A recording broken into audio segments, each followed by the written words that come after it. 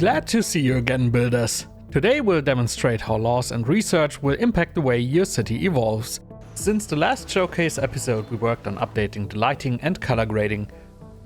All the footage you see in this video is from an older build, but let's take a short glimpse at how the game looks right now.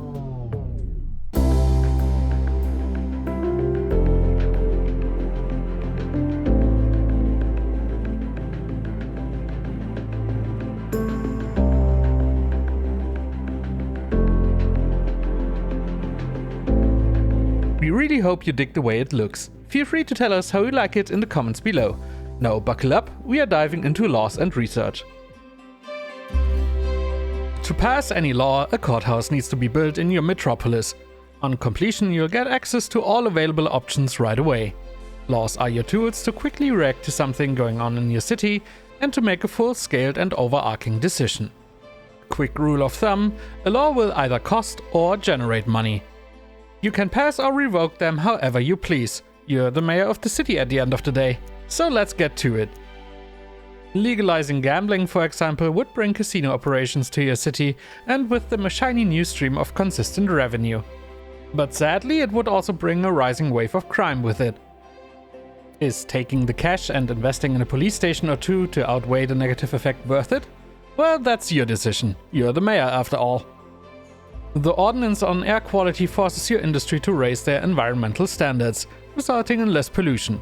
Since a lot of production facilities emit pollution, a change of 15% on a bigger scale makes a really big impact, resulting in higher levels of citizen satisfaction and more utilizable residential space. But it will also cost a hefty amount of money to keep this ordinance in place. Is this a bad time to tell you that the cost of laws will scale with the amount of citizens living in your metropolis? Now you've slowly come to realize that laws are a pretty big money sink, but they are well worth the cost, since they can greatly influence the way your city is shaped.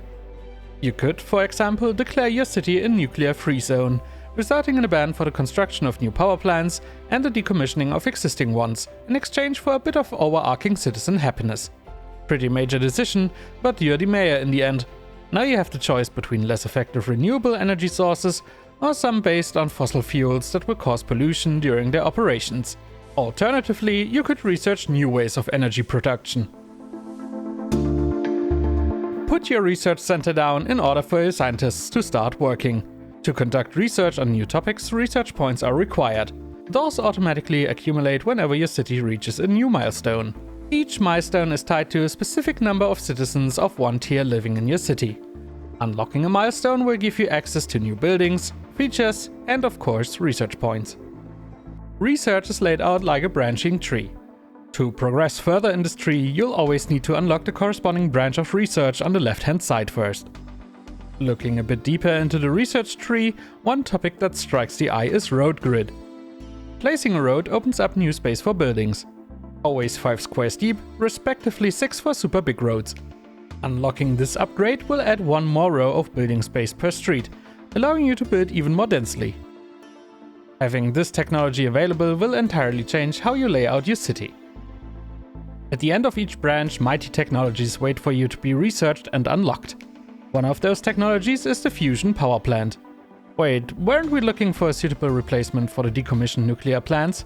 Fusion energy doesn't cause any pollution, is very efficient, and would also not be affected by all laws already set in place. Time to savor the sweet fruits of scientific research by building it, giving our city a big boost in energy. Today's main takeaway is the strong connection between laws and research. Both influence each other in some parts, or are inseparably interwoven into others. Research resembles overall progression, giving you access to changes to core gameplay features or major improvements. Laws, on the other side, are pretty cash-intensive and more reactionary in their nature. That's it for this episode, builders. Thank you for watching this video until the end and believing in this project as much as we do. Highrise City is up on Steam, and we'd appreciate it if it could get a place on your personal wishlist. See you next episode, when we'll likely elaborate some more on overall progression.